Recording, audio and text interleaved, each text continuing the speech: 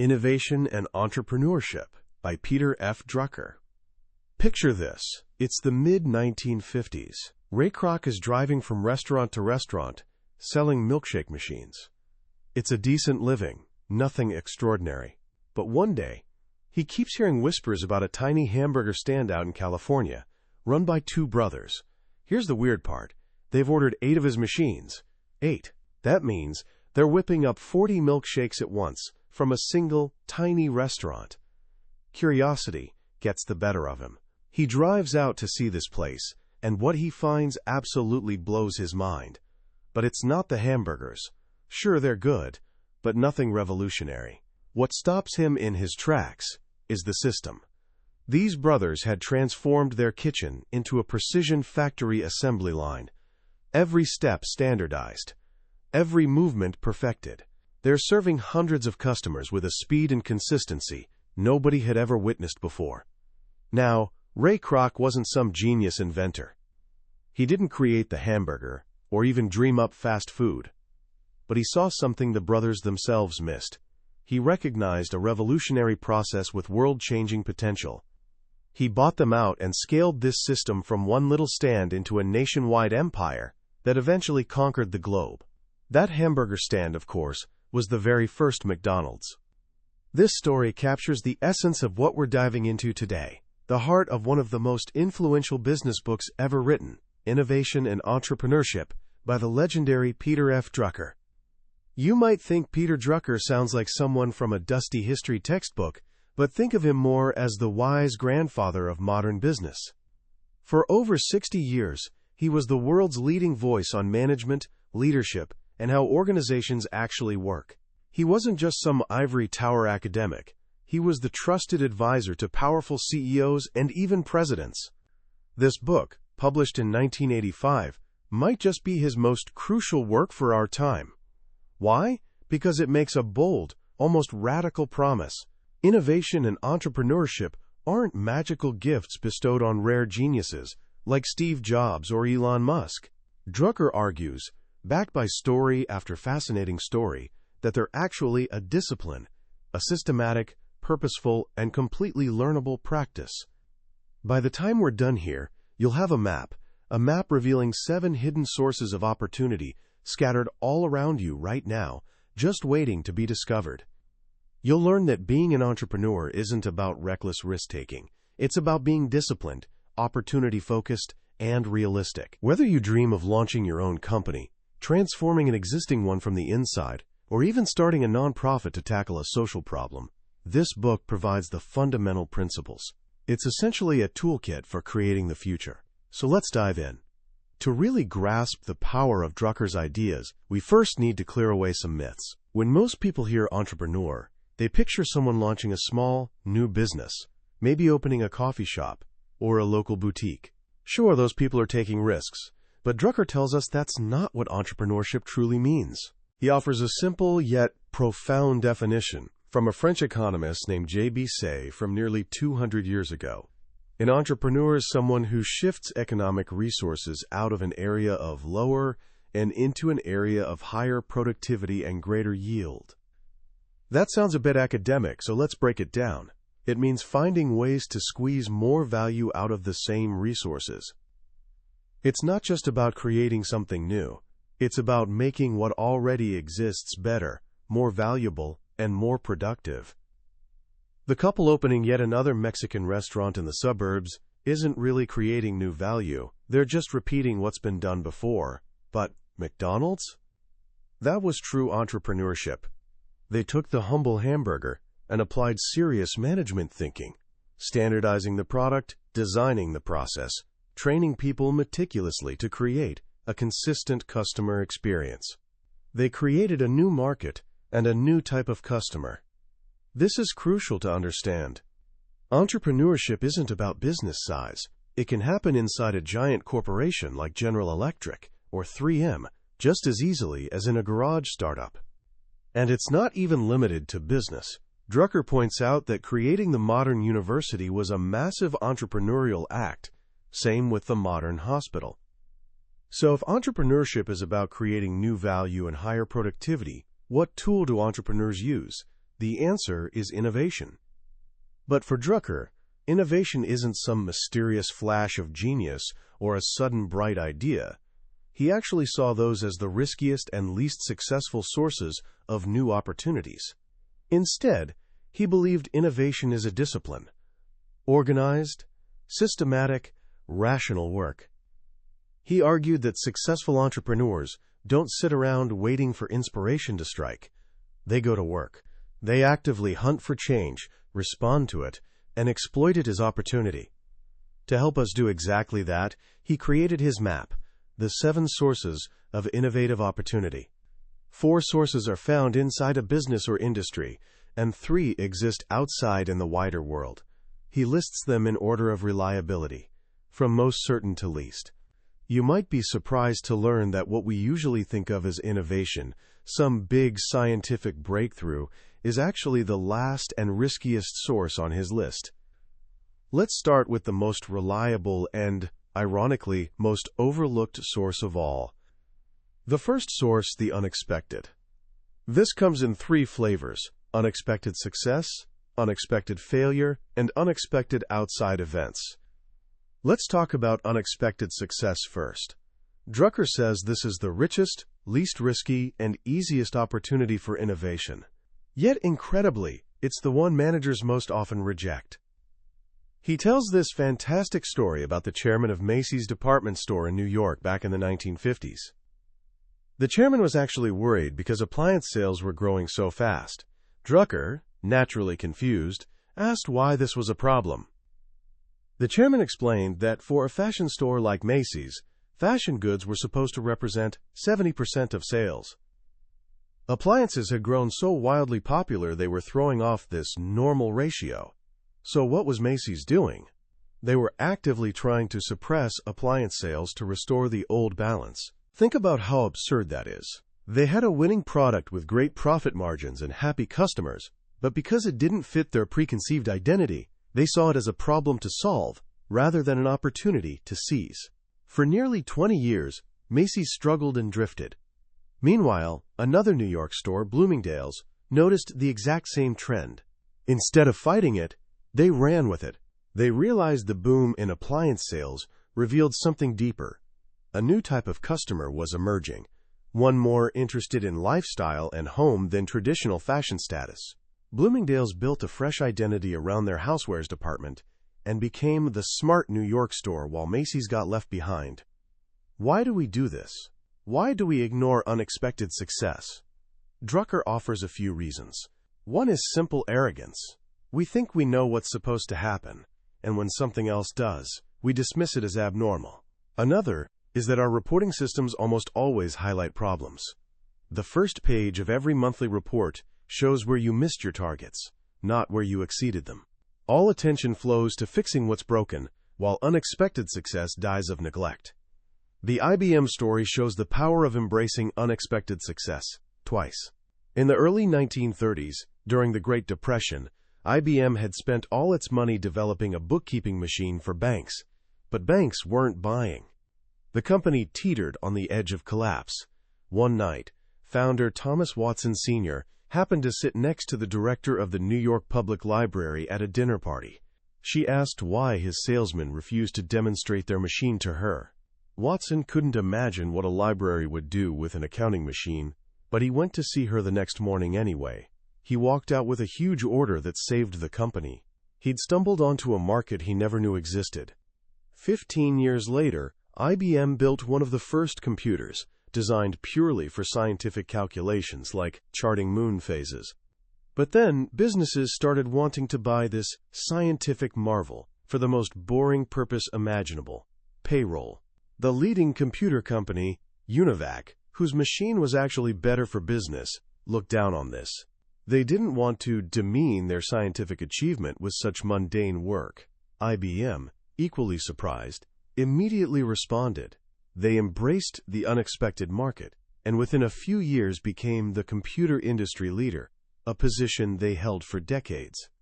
So the first lesson is this: when something works far better than expected, don't just celebrate. Stop.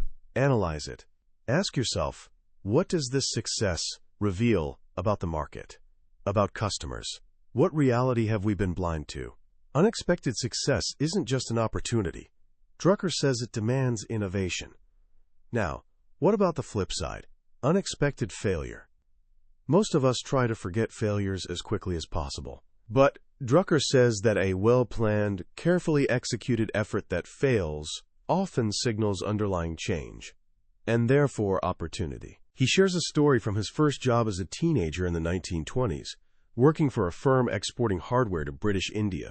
Their best seller for years had been a cheap, flimsy padlock. But as incomes in India began rising, sales of the padlock started falling. The company did the obvious thing. They made a better padlock with a sturdier lock. The improved padlock was a total flop. The company went out of business a few years later. A small competitor, however, looked at this failure and saw opportunity. They went out and listened to customers. They discovered what was once a single market had split into two. For the vast majority of poor villagers, the padlock was just a symbol. Nobody would dare open it, so the lock itself didn't matter. For them, the new improved lock was a disaster because the key was easily lost. But for a new, small, growing middle class in cities, a real lock was needed for security, and the company's improved padlock still wasn't good enough. So the competitor did something brilliant. They offered two products. One was an even cheaper padlock with no real lock at all, just a simple trigger. The other was a high-quality, sturdy lock with 3 keys, sold at a much higher price. Both became instant successes, and the small competitor quickly became market leader. The most famous example of unexpected failure is the Ford Edsel in 1957. Most people think it was just a badly designed car, but it was actually one of the most carefully planned and researched products in history. Ford designed it to fit perfectly into the upper-middle income segment of the car market.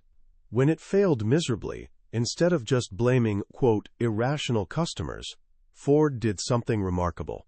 They decided the failure meant their underlying assumptions about the market must be wrong. They went out and looked, discovering that the old way of dividing markets by income was being replaced by something new, what we now call lifestyle segmentation. This insight, born from colossal failure, led directly to one of the most successful cars in American history, the Ford Thunderbird. The Edsel's failure wasn't just a failure, it was a signal that reality had changed. The final type is the unexpected outside event. Change is not directly related to your business, but that shake up the world around you. The personal computer story is perfect here. Until the mid-1970s, everyone at IBM was completely convinced the future belonged to giant, centralized mainframe computers. Small freestanding machines made no sense to them. Then, a totally unexpected event occurred. 10-year-old kids started playing computer games. Suddenly, their fathers wanted their own little computers for office or home. This development profoundly shocked IBM. It contradicted everything they knew and believed. But precisely because it was such a shock, they took it seriously. They set up competing internal task forces to develop a personal computer, and the result was the IBM PC, which quickly dominated the market. The lesson from all 3 types of unexpected events is the same. Don't dismiss them. Don't explain them away. Go out, look, listen, and ask, what has really changed to make this unexpected thing happen? The second source, incongruities. An incongruity is a disconnect, a dissonance between what is and what ought to be. It's a flaw in the logic of a situation that people inside the industry often take for granted. Drucker highlights several types. One is incongruity between economic realities. This happens when an industry is growing and demand is rising, but profitability stubbornly stays low. The classic example is the steel industry for most of the 20th century. Demand for steel constantly grew, but the big integrated steel mills were rarely profitable. The reason was a fundamental process flaw. To add even a little capacity, they had to build a massive, incredibly expensive new plant that would operate under capacity for years until demand caught up. They were trapped. This incongruity created the opportunity for the mini-mill. The mini-mill wasn't revolutionary technology. It used existing knowledge, but it was a different process. It started with scrap metal instead of iron ore, focused on just one end product, and could be built on a much smaller scale. This allowed them to add capacity in small, economical steps matching demand growth. While big steel companies fought to keep their old, inefficient plants alive, mini-mills came in and captured large market chunks. Another type of incongruity exists between reality and assumptions about it. This happens when an entire industry works hard, but their efforts are misdirected because they're focused on the wrong part of the problem. Think about the shipping industry in the 1950s. Costs were soaring, ports were congested, and delivery times kept getting longer.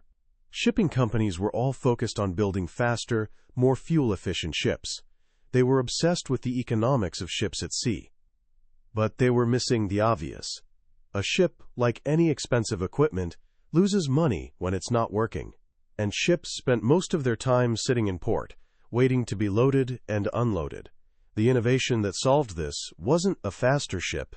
It was the humble container.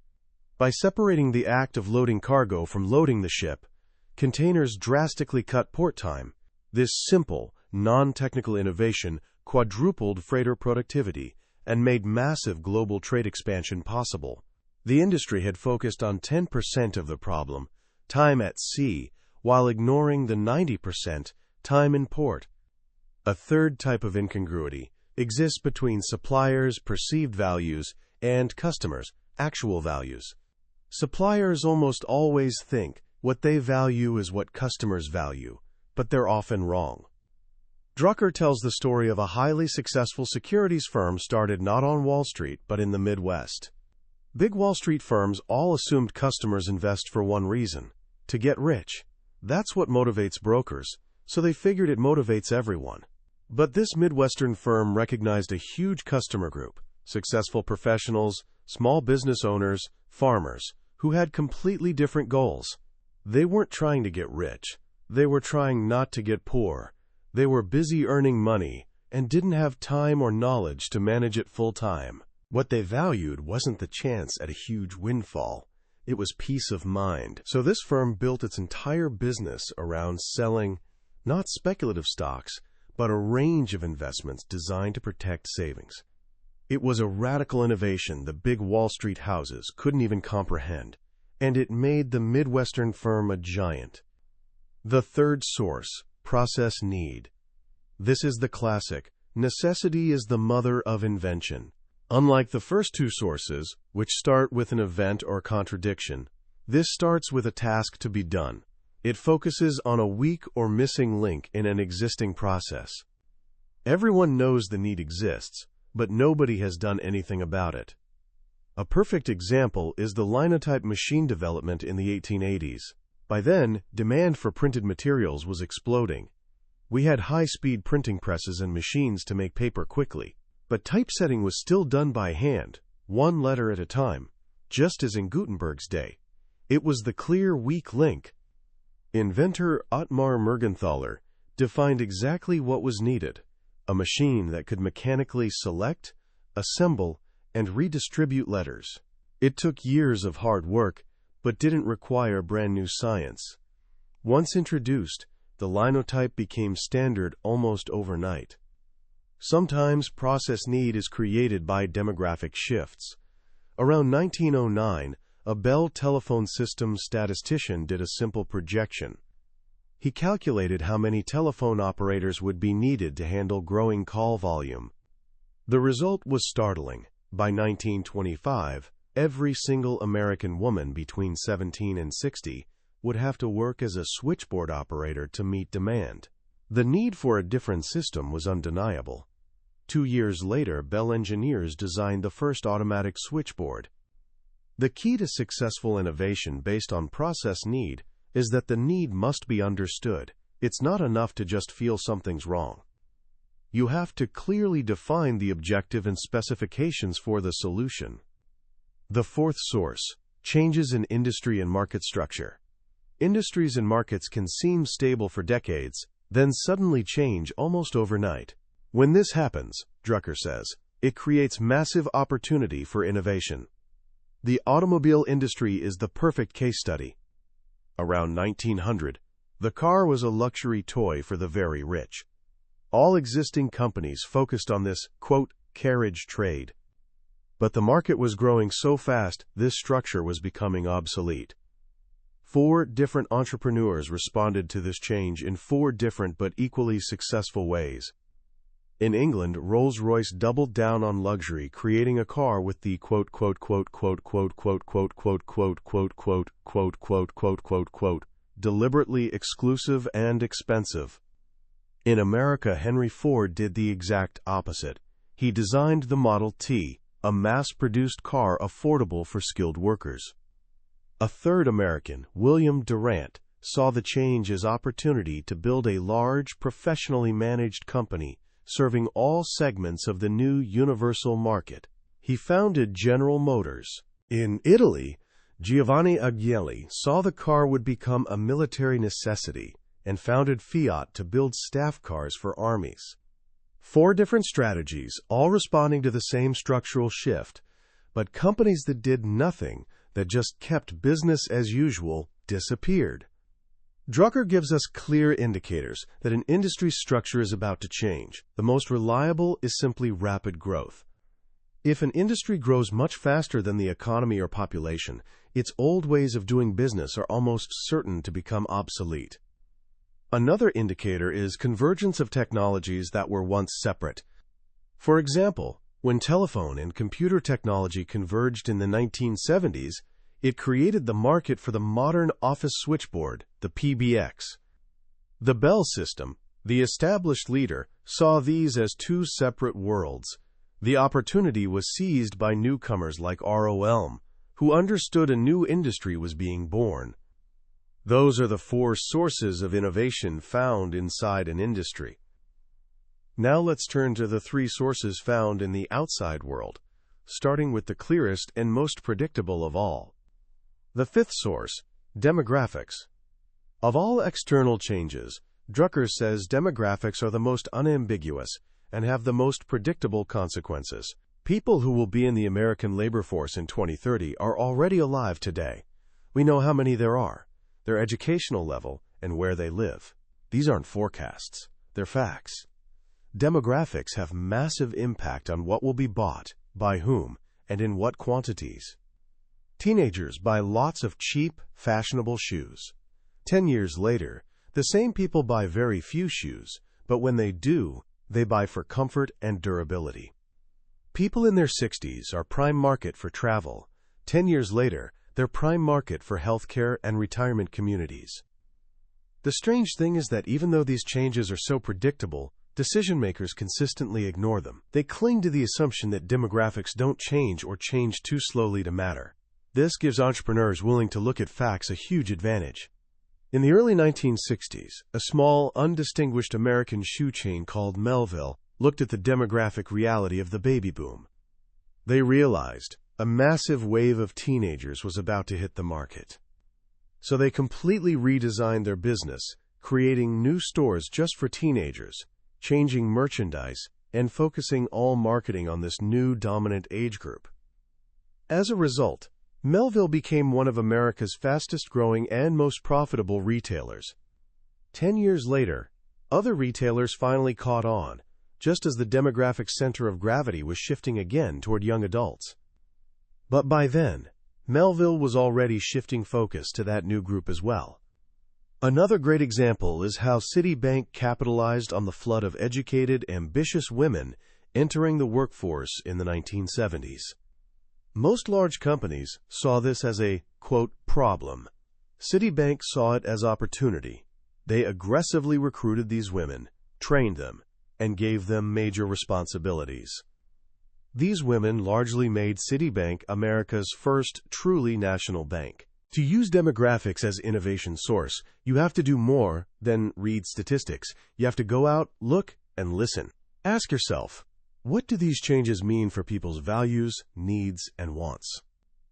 The 6th source, changes in perception, mood, and meaning. This is the most subtle source, but it can be incredibly powerful. As Drucker says in mathematics, there's no difference between the glass is half full and the glass is half empty. But the meaning of those statements is totally different. When a society's perception shifts from one to the other, it creates major innovative opportunities. Take the perception of health in America. All factual evidence shows Americans over recent decades have become healthier than ever. Yet the nation is gripped by what Drucker calls collective hypochondria. There's constant fear that everything causes cancer or some other terrible disease. Perception has shifted. We no longer see great health improvements. We see how far we still are from immortality. The glass is now seen as half empty. This perception change created huge markets. It created opportunities for health food stores, fitness magazines, jogging equipment, and businesses like Celestial Seasonings, which started with a young man picking herbs in mountains and grew into a massive company. Another example is how Americans' perception of their social class changed. Around 1950, people in America, regardless of income, began describing themselves as middle class. Advertising executive William Benton wondered what this perception change meant. He went out and asked people, discovering that to them, middle class meant believing their children could rise in the world through education. Benton saw his opportunity. He bought the Encyclopedia Britannica company and started selling it to parents of the first generation in their family to attend high school. The sales pitch was simple. If you want your child to succeed and be middle class, they need Encyclopedia Britannica. He turned a dying company into huge success by understanding and acting on a perception change. The tricky thing about this innovation source is timing. It's hard to know if a perception change is a real, lasting shift or just a short-lived fad. Because of this, innovations based on perception have to start small and be very specific. The seventh source, new knowledge. This is the superstar of entrepreneurship. It's what we usually think of when we hear innovation, a great scientific discovery, a technological breakthrough. While knowledge-based innovations can be history-making, Drucker warns they're very different from all the others. They have the longest lead times, highest casualty rates, and greatest unpredictability. First, there's a long gap between new knowledge emerging and its application as technology. Then there's another long gap before that technology becomes a successful marketplace product. All knowledge needed to build a computer, for instance, was available by 1918, but the first operational computer didn't appear until 1946. And the computer industry as a whole didn't become profitable until the late 1970s, more than 30 years later. Knowledge-based innovations also rarely stem from a single discovery. They almost always result from convergence of several different kinds of knowledge. The airplane, for example, required convergence of two separate streams: the lightweight gasoline engine from early automobiles and the mathematics of aerodynamics from glider experiments. Until all necessary knowledge streams come together, innovation is premature and will fail. But the most unique and dangerous characteristic of knowledge-based innovation is its rhythm. There's a long period where nothing seems to happen. Then suddenly, there's an explosion of excitement and activity. Dozens, sometimes hundreds of new companies start up. This is the window period. About 5 years later comes the shakeout, a brutal period of collapse and consolidation that only a handful of companies survive. We saw this with railroads in the 1830s, the electrical industry in the 1880s, automobiles in the early 1900s, and we're seeing it today with personal computers and biotechnology. Here's the crucial point. Companies that survive the shakeout are almost always ones started during that early explosive window period. After that, the door to the industry is essentially closed.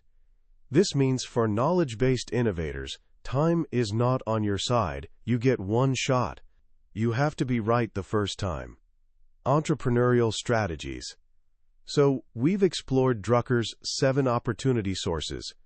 But finding opportunity is only the first step. You then need a strategy to bring that innovation to market. Drucker outlines 4 specific entrepreneurial strategies. The first, and most glamorous, he calls fustest with the mostest. This strategy, named after a famous Civil War general's battle-winning formula, aims at nothing less than leadership if not outright dominance, of a new market or industry. It's the strategy of companies like DuPont with nylon or Hoffmann-La Roche with vitamins. They saw major opportunities and threw everything at them, building huge plants, spending massively on marketing, and creating new industries from scratch. This is the strategy we often think of as the only entrepreneurial strategy, but Drucker warns it's by far the greatest gamble. It's like a moonshot. If you're off by even a tiny fraction, you miss completely. There's no room for error, no second chances. If it doesn't work right away, it's total failure. Because of this immense risk, this strategy only suits major, truly groundbreaking innovations. For most opportunities, it's simply too much. This leads to the second set of strategies, which Drucker groups under another general's advice: hit them where they ain't. These strategies avoid direct, head-on confrontation with established leaders. The first of these is creative imitation. This sounds like a contradiction, but it's powerful. The creative imitator doesn't invent the new product or service. They wait for someone else to do that. The original innovator creates the market and educates customers. But often the innovator makes a mistake. They're product-focused instead of customer-focused. They don't fully understand what their own success means. This is where the creative imitator comes in. They don't invent the product. They perfect and position it. They look at the new innovation from the customer's viewpoint and figure out what's missing. IBM mastered this strategy. As we saw, they didn't invent the business computer. Univac did. But IBM understood what businesses needed: service, support, and manufacturing reliability. They came in and set the standard. They did the same with personal computers. Apple was the brilliant innovator who created the market, but IBM came in, offered the software and distribution channels customers wanted, and took over leadership. Creative imitation is much less risky than being fustest with the mostest. By the time the imitator moves, the market is established and demand exists. But it requires great discipline, flexibility, and deep customer focus. The second, hit them where they ain't strategy, is entrepreneurial judo. In judo, you use your opponent's strength and weight against them. This is exactly what the entrepreneurial judo strategist does. They look for bad habits of established leaders: their arrogance, their focus on high-profit market cream, their refusal to acknowledge new technology, and use those habits to gain a foothold. The Sony and transistor radio story is classic. When Bell Labs invented the transistor, big American electronics companies knew it would eventually replace vacuum tubes. But they were arrogant. They believed their big, complicated, expensive radios were quality and dismissed the transistor as low-grade. A small, unknown Japanese company, Sony, saw this arrogance as opportunity. They bought a transistor license, and within a few years used it to create a cheap, portable radio that took over the world market. They didn't compete where American giants were strong. They hit them where they weren't. In the low-end portable market, the leaders disdained. Drucker identifies several bad habits that make established leaders vulnerable to entrepreneurial judo. Not invented here: arrogance, tendency to cream markets by focusing only on highest profit customers, mistaken belief in quality defined by producers rather than customers, the delusion of premium pricing which just shelters competitors, and maximizing features to serve everyone with one product, which satisfies no one. Whenever you see an industry leader with one of these habits, you're looking at a prime target for entrepreneurial judo. The third major strategy is finding and occupying an ecological niche. Unlike the first two strategies, this doesn't aim for whole industry dominance. It aims for control of a small, specific, protected market segment, a niche where you can be a practical monopoly. One version is the toll gate strategy. You create a product that's an essential, indispensable component of a larger process, but makes up only a tiny fraction of total cost. Alcon did this with the enzyme for cataract surgery. The enzyme was essential to making operations smoother and safer. No surgeon would do without it. Because its cost was so small compared to total surgery cost, nobody cared about price. The total market was also too small to attract competitors. Alcon had a perfect, protected monopoly. Another niche strategy is the specialty skill strategy. This is about becoming the sole, indispensable supplier of unique skill at a new industry's very beginning. Think about companies making electrical systems for cars, like Bosch in Germany or Delco in the US. They started when the auto industry was just beginning and developed a skill, automotive electronics, that car makers themselves didn't have and didn't want to learn. By the time the auto industry matured, these companies had a controlling position almost impossible to challenge. The final, perhaps most subtle strategies involve changing values and characteristics. Here, the innovation isn't a new product. The strategy itself is the innovation. One way is creating utility. You take an existing product and make it dramatically more useful. English reformer Rowland Hill did this with postal service in the 1830s. He didn't invent mail, but he invented the prepaid stamp. Before Hill, recipients paid for letters, and cost was high and complex. By making postage cheap, uniform, and prepaid, he transformed the post from a luxury for the rich into a tool for everyone. He didn't change the physical service. He changed its utility. Another way is through pricing. King Gillette didn't invent the safety razor, but he was first to realize people don't buy a razor. They buy a shave. So he practically gave away the razor, but designed it to only use his patented disposable blades, which he sold at high profit margins. He priced what customers value, not what manufacturers make. Xerox did the same when they decided not to sell expensive copiers but lease them and charge per copy. This moved the purchase from major capital expense to simple office supply, payable from petty cash. Finally, there's the strategy of delivering what is true value to the customer. A lubricant manufacturer for heavy construction equipment realized what their customers, contractors, really valued wasn't lubricating oil. It was uptime. Every hour a bulldozer was down cost them a fortune. So the company stopped selling oil and started selling insurance. They offered a complete maintenance program guaranteeing contractors equipment wouldn't shut down due to lubrication problems. They were selling what customers truly bought, trouble-free operation. All these strategies, Drucker concludes, come down to one simple, profound idea. Entrepreneurship is always market-focused and market-driven. The test of an innovation isn't its cleverness or technical sophistication. The test is what it does for the user. As we wrap up this journey, I want to leave you with thoughts on why Peter Drucker's wisdom in innovation and entrepreneurship feels more urgent today than ever. In a world obsessed with myths of the lone genius, overnight success, and lightning strike disruption, Drucker's message is grounding and deeply empowering. He reminds us that creating the future isn't about magic. It's about work, discipline, observation, and relentless focus on providing value to others. He pulls back the curtain and shows us that the engine of progress isn't some mysterious, unknowable force. It's a set of principles and practices that can be learned, practiced, and mastered by ordinary people willing to do extraordinary work. The most powerful lesson for me is the idea that opportunity is everywhere, hiding in plain sight. It's in the unexpected success your boss dismisses as a fluke. It's in the frustrating process inefficiency everyone else just accepts.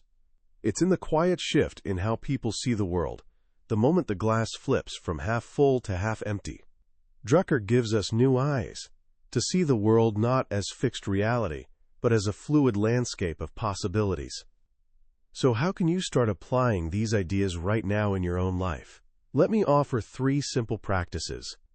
First, for the next week, start an opportunity journal. Carry a small notebook or use a phone app, and actively look for the 7 sources.